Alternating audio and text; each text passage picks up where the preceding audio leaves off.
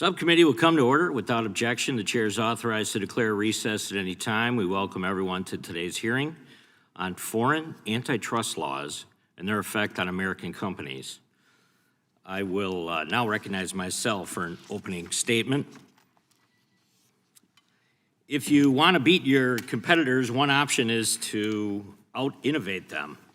Another is to regulate them, and unfortunately, foreign governments are increasingly choosing the second option. That is what today's hearing is about, and a growing effort to rewrite the rules of the global economy in a way that punishes success, targets American innovation, and leaves consumers worse off. The blueprint for this effort is the European Union Digital Markets Act. For over half a century, antitrust law has been grounded in a simple principle: protect consumers by promoting competition. But the DMA flips that principle on its head. It protects competitors from competition without even considering how that might affect consumers. The DMA does not ask whether consumers have been harmed. It does not even ask whether a business has done anything wrong. It asks whether a company is large, successful, and most importantly, American. If the answer is yes, the rules suddenly change. Common business practices are banned, innovation is treated as a threat, and foreign rivals are handed access to data and technology that they could never build or earn on their own.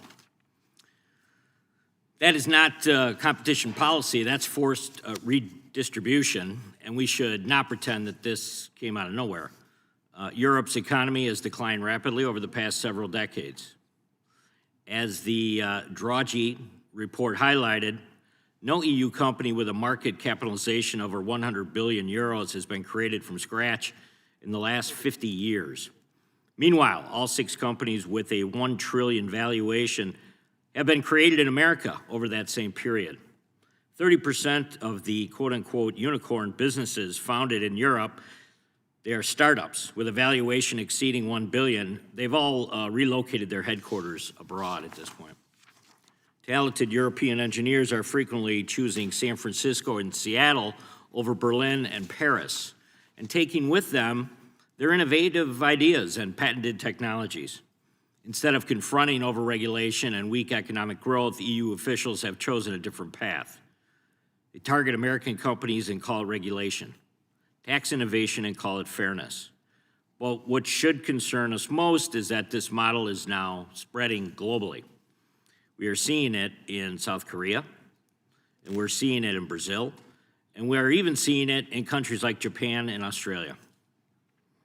Different countries, but the same framework. Laws that single out American businesses, restrict pro-consumer conduct, and hand sweeping power to regulators and bureaucrats with virtually no accountability or due process.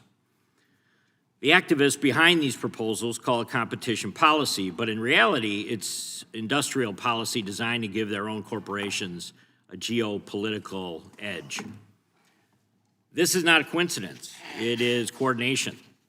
The strategy is simple: copy American innovation and then find and regulate the companies that create it out of existence.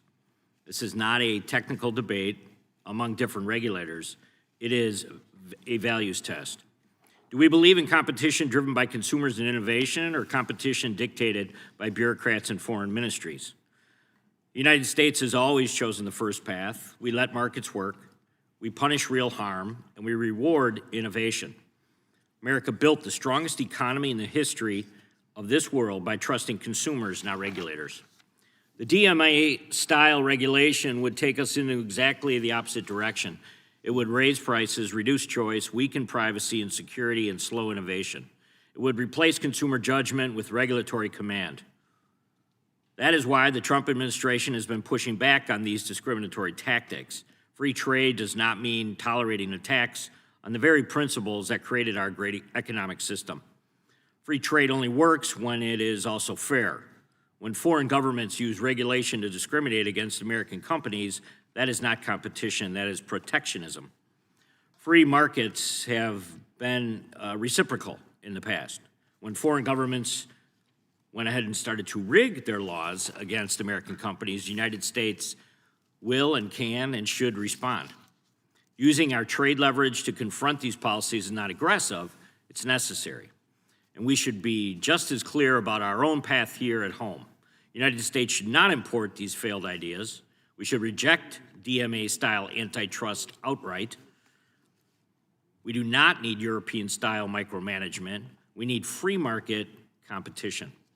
Our antitrust laws only work because they focus on consumers, evidence, and due process. In America, competition belongs to consumers, not commissioners.